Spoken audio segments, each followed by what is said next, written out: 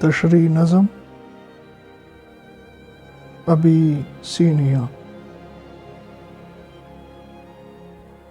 Europe کے گرگسوں کو نہیں ہے ابھی خبر، ہے کتنی زہرناک ابیسینیا کی لاش۔ ہونے کو ہے یہ مردہ دیری نہ کاش کاش، تہذیب کا کمال شرافت کا ہے زوال۔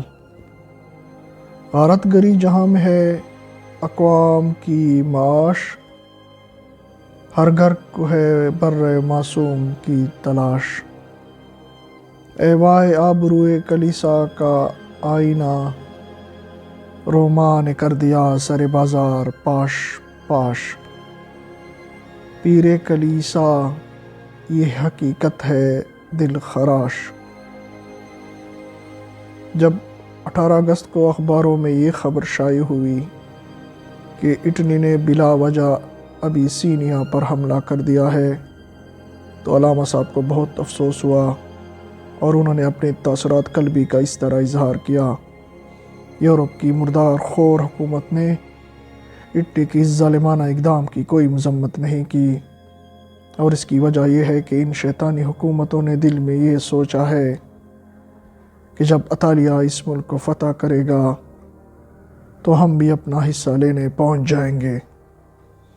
لیکن یورپ کے ان گدوں کو ابھی یہ خبر نہیں کہ ابیسینیا کی لاش اس قدر زہر آلودہ ثابت ہوگی کہ جو کھائے گا وہ مر جائے گا۔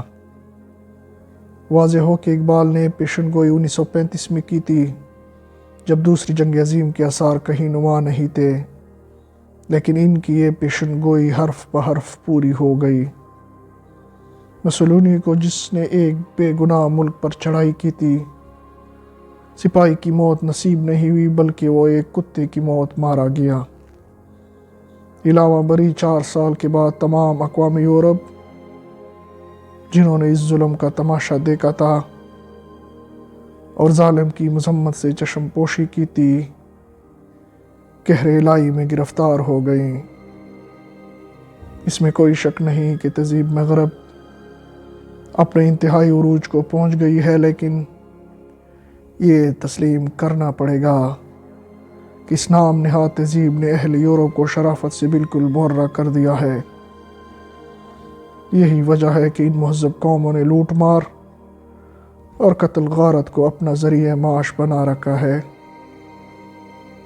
جس طرح بھیڑیا بے گناہ بھیڑ بکریوں کی تلاش میں رہتا ہے، اسی طرح یہ اقوام بے گناہوں کا خون بہاتی رہتی ہیں۔